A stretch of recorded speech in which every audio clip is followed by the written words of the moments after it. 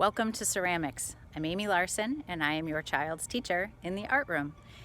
I want to take you on a tour of the ceramics room, but before I go inside and have a mask on, I just wanted to take a second to introduce myself.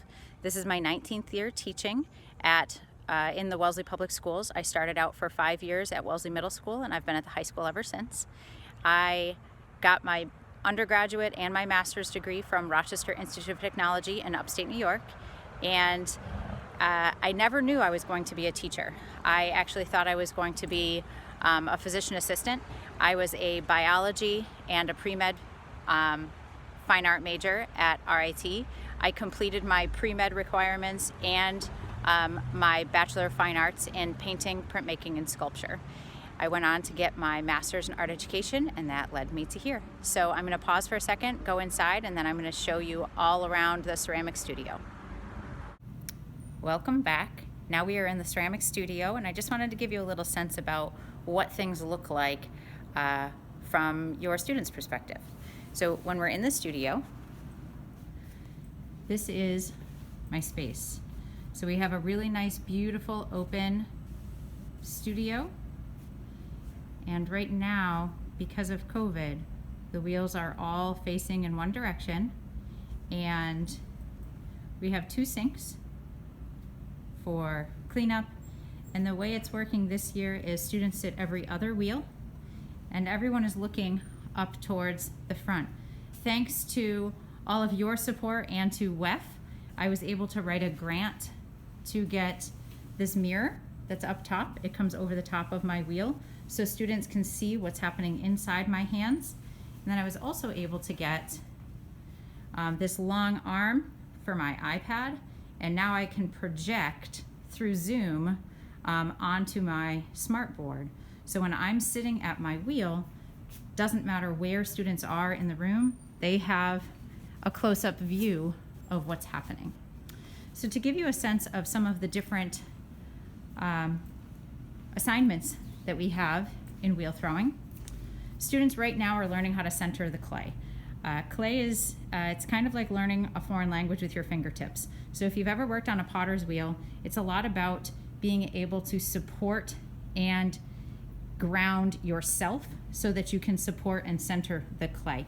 So we have a mindful moment at the beginning of each class to help students to just focus and to be here. Once we learn how to center the clay, which we're in the process of right now, what you can expect is hopefully a set of tumblers. Tumblers are just cups without handles.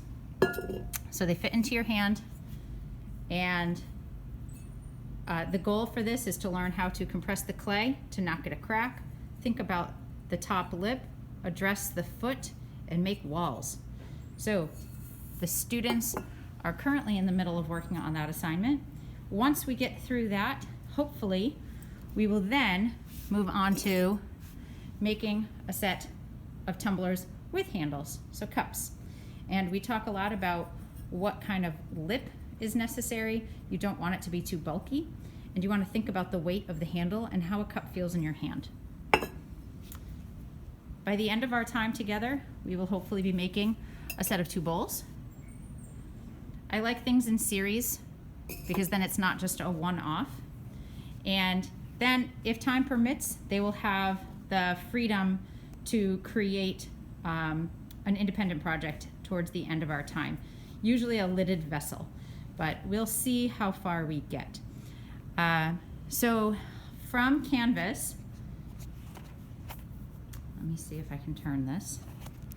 From Canvas, I just wanted you to know what you can access. At the top of our homepage is a link to my syllabus and the grading policy, and also a link to this video. So hopefully you were able to find it there. For your students, what I'm looking for them to be vulnerable. I'm looking for them to put themselves out there and not be afraid to make a mistake. Clay is just mud, and I try really hard to convey this to the students and let them know that they should attach to the process, not the product. And it's all about that growth. And this is a mindset that they can take to any aspect of life. It doesn't have to be in art. It can be something with athletics or music, or if they are into culinary arts. So really finding and identifying your passion and being willing to fail or being willing to make a mistake, and that's how we grow. So that's my hope for all of your students. I'm excited to have them in class, and thank you for taking the time to watch this. Here's to a good semester. Bye-bye.